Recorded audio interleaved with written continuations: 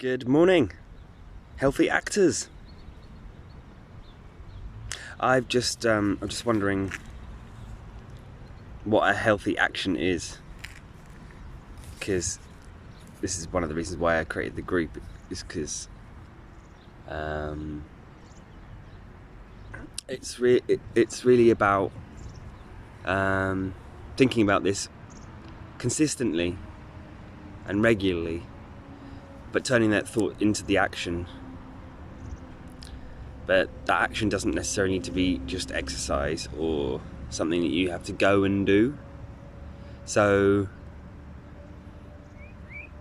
how I describe a healthy action is a conscious activity deemed to facilitate your health. So that really comes down to whatever you're putting your mind to. And so it could be looking at a mindful or emotional or functional or lymphatic or immune boosting or recalibrating ways to maintain your health. And I wrote down a little list off the top of my head, and this is by no means exhaustive, because it really, does really come down to what you're perceiving as well as what you're doing. So, to be specific, you can have ways to calm your nervous system. So we're looking at things that calm your nervous system. That's not necessarily movement even. It could be, well, everything as an action. But, cooking yourself some nice food, making a nice meal that is going to be more beneficial than grabbing something processed and eating it as quick as possible and running it at the same time. Making the nice meal, stopping, enjoying it, chewing it all the way through, and then relaxing afterwards. That will calm the nervous system, and also you'll get some more nutrients or less processed toxins coming into the system, which is going to then help your biochemistry and blood health. And then we've got movement, which helps to clear lymphatic system. So all movement, really, physical movement, clears the lymphatics in some way, shape or form, even if it's just because our system is fixed but flexible. So there's water and fluids and blood, and just doing a movement like this will start to pump the lymphatics of the hand and get old blood out of the system and new blood in. Nutrients getting there and waste products leaving. So here's a little list of things that I think calm the nervous system, because that's one thing that we can do if we feel limited by not being able to exert ourselves. And here we go. So, breath work. There are many types to explore. There's functional breathing, which I think is the key to any part of breath work, and that's about putting your mind to it again and knowing knowing to breathe through the nose, keeping the mouth shut, breathing down into the belly, but then also just being as light as possible. So there's breathing light, breathing limitation, and there's breath hold work as well, which then helps the CO2 to come up in the system, which helps us to access the oxygen, and therefore we get more energy out of, or feel good after the breath holds.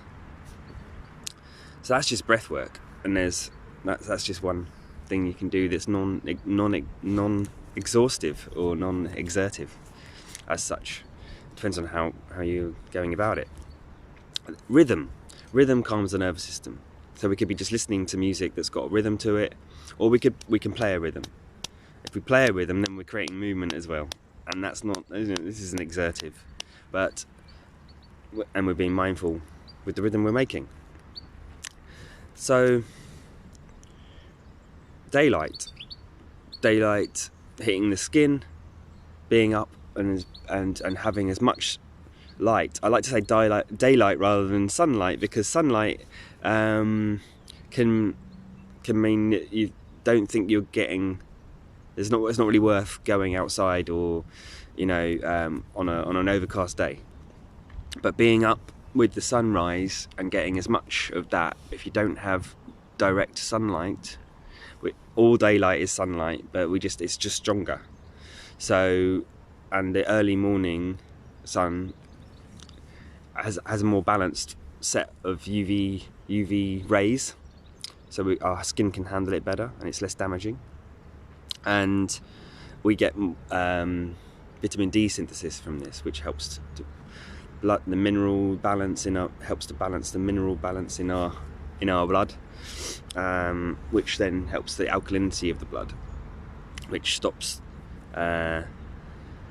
acidity, which is known to be part of the free radical cycle as well. So magnesium uptake through the skin, much better than supplements. So salty water on the skin, rubbing it in and getting your magnesium levels up. That's going to help again balance. That works with good synergy with vitamin D synthesis, magnesium. We have laughter and gardening. So again, putting your mind to some action that you enjoy doing.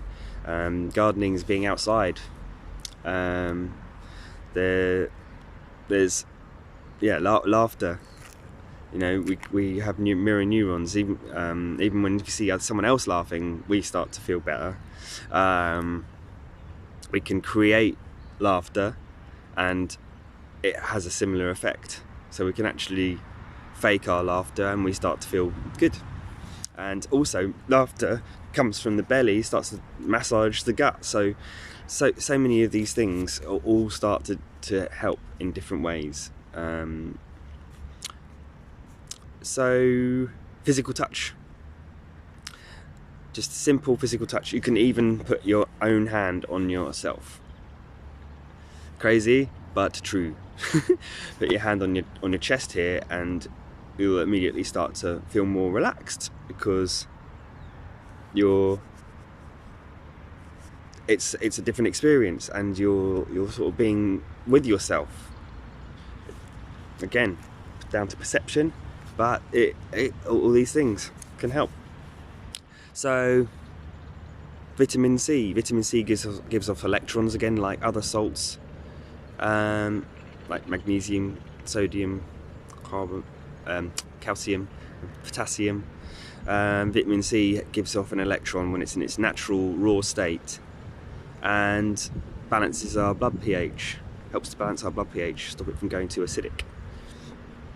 So phytonutrients we get from foods, especially raw ones. Raw food doesn't get, all those phytonutrients don't get damaged as much. Vitamin C doesn't get damaged without heat. Proteins don't get damaged, fats don't get damaged. So raw food along with your diet, really useful for the biochemistry. And then we have cold or warm showers. Cold showers will tense up the hairs and get the lymphatics going from the skin, really helps the skin and starts to flush the lymphatics, helps the nervous system to recalibrate and know that cold is safe, so that we don't tense up when it's on smaller values of cold.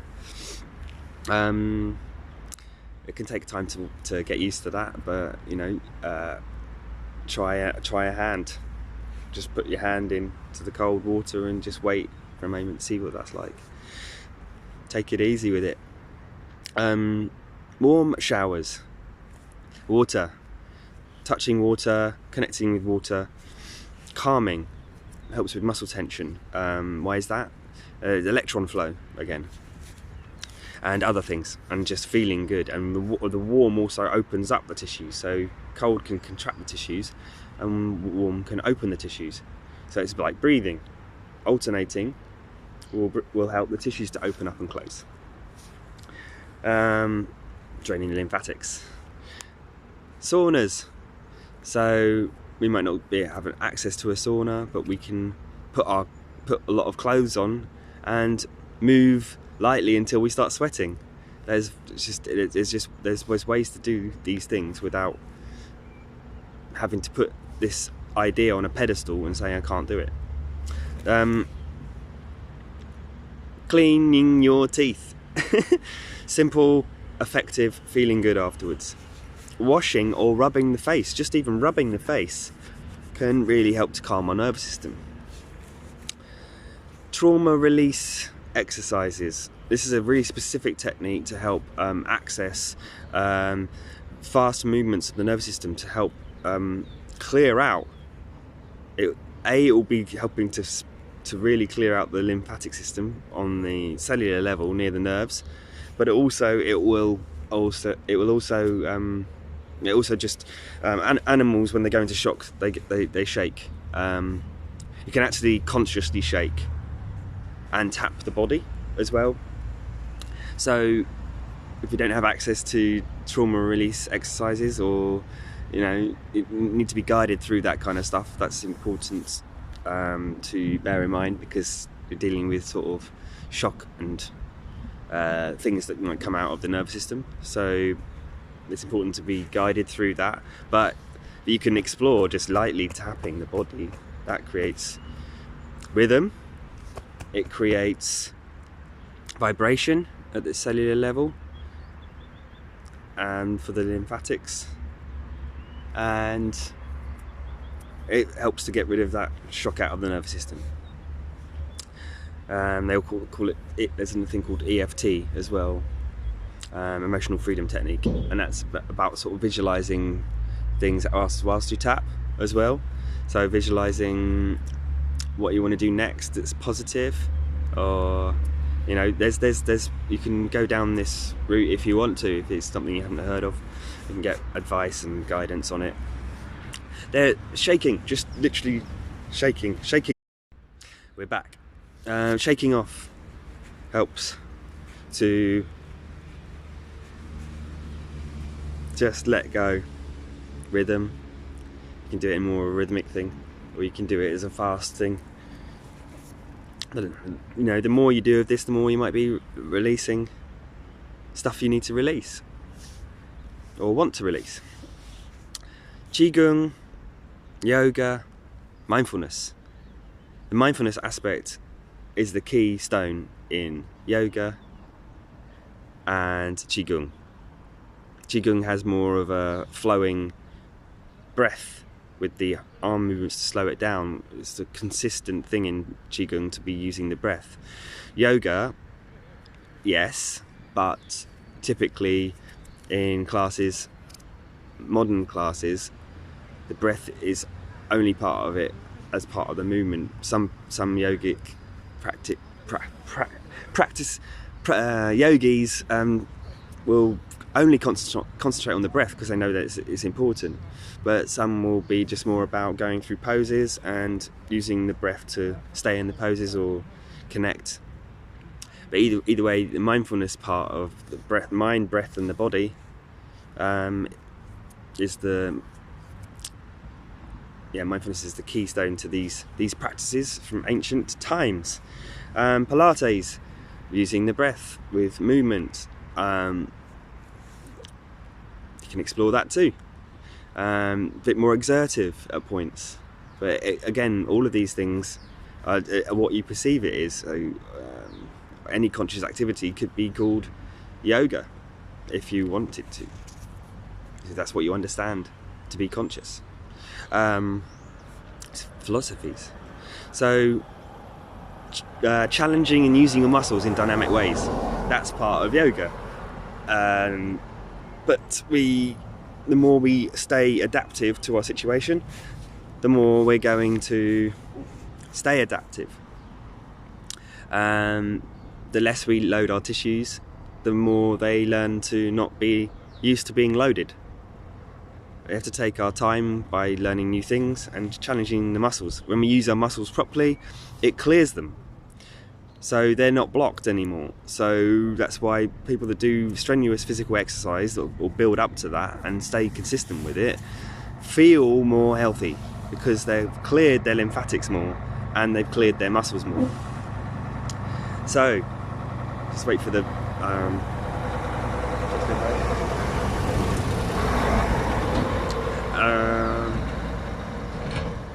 high intensity interval training is a short, sharp shock way of doing exercise, and helps you keep focused and push through stuff if you're able to push through. You don't have to. You could take that and do it slower. I mean, there's a low intensity version of that. I can't remember the exact name, but low intensity interval or something. Low intensity. It's basically a slightly slower, longer version of HIIT without the gasping. And and gasping you don't necessarily need to do as well. Jumping, plyometrics, again, loading the tissues, is a bounce, it's a rhythm. It's going to send shock through the bones, create bone metabolism, and we don't have to jump too high, we can just bounce. But anything that's putting vibration through bone, again, really, really good for our blood metabolism and bone metabolism. Dancing, that's a low intensity workout. Put some music on, dance about. We've got humming. Humming specifically can help to create nitric oxide that is produced naturally in the nose, and is a really good antiviral, antibacterial substance that also keeps our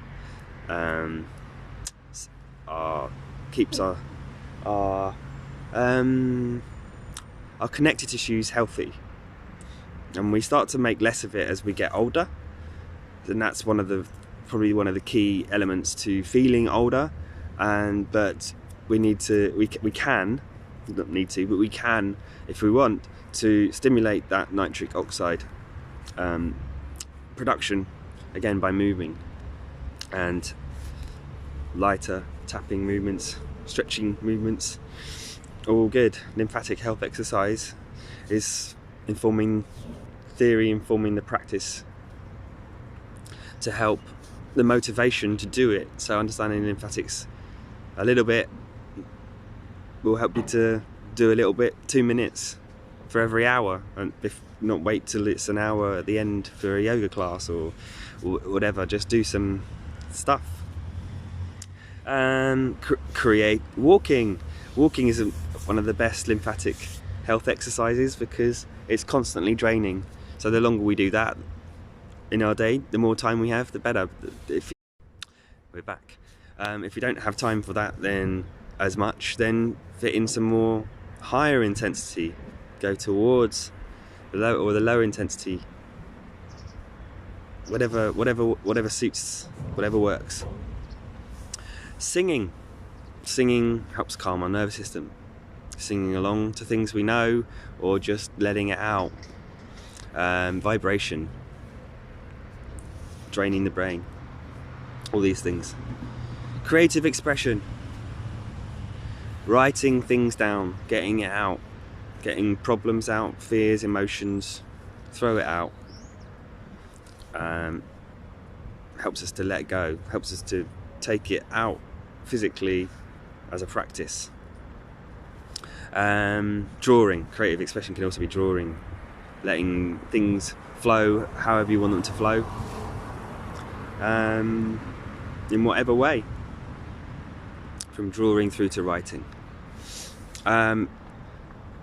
Digital detox, so that time where we stop looking at screens and move and breathe healthily. Better later at night, early in the evening, to switch off from it and read a book, or the less blue light that's hitting our eyes, the better, so you can get filters. But actually being away from all this demand to interact with your mind and just calm it down by doing some conscious, healthy actions. It can be conscious in doing our screen work, but I think it's important to get away from it and have breaks from it. Just like if you were to not stop running, you're going to wear out, feel worn out quickly. Whereas if you're just if you could walk for 8 hours a day, that would be great. But do what we can. A physical detox, so that's all about looking at nutrition and cutting out things that we know might be spiking blood chemistry, or triggering things in the gut, or feeding bad bacteria rather than good ones. Lots of different reasons why you do exclusion diet, and that can be a detox in itself. And then you can go down that route if you need to for gut health, working with someone, because it's very difficult to manage all of that and trial and error it all without help. If you're looking to really specifically look at something. Then we've got the final one there is climbing. So that uses, again, dynamic muscles. So there's a lot there. That's just the stuff off the top of my head. There's loads more things. It's about connecting the mind and the body, and for me, breathing, to help connect the mind and the body together. And it really comes down to being conscious of these healthy actions and doing them regularly. Designing your thoughts and your future. Letting go of what doesn't serve you. Understand what's best for you by taking the time to work that out. What might be missing from your life? All of those things. What's moving, breathing, eating, sleeping, thinking, feeling, expressing, connecting. What's missing out of that? There's 8 patterns there. How to prioritize. Once you know what's missing, which is most important. This is immediately a block that can happen in the brain when we just go, right, I know what I should be doing or what I want to do. What do I do first? Which one's most important? And then we just don't do it because we're saying what's most important, what's wrong, rather than just going, pick one and do it. But if it's a problem you're actually trying to overcome, then help is really important for this process, because when there's another person objectively asking you some questions, it draws out the things that you know you need, and then you realise, and then when you realise, that's where the information clicks. And it's very difficult to ask. You can ask your own questions, and it might take you longer. But speaking to someone who knows about how to ask the questions, or being open to the advice, being open to coaching, and just talking through it all is really useful. Like I said, I repeat myself quite a bit, but that's it. That's it for now. That's what I think and deem healthy actions to be. I'd love to know what other things that you get up to that you think are what healthy actions are, because they'll all inspire and help us at this time. This is what this group's about, is to just share what you're up to, what you're doing, because it's not about necessarily direct individual support. This is about sharing positive things to feedback, positive healthy actions. Say what you're up to, inspire someone else to do something with their day. All right, that's it for now, and I'd love to hear what you get from this in the comments, and I'm open to talking about these stuff. Just contact me and let me know, and I'm ready to talk and help where I can. Okay, all the best, take care, bye bye.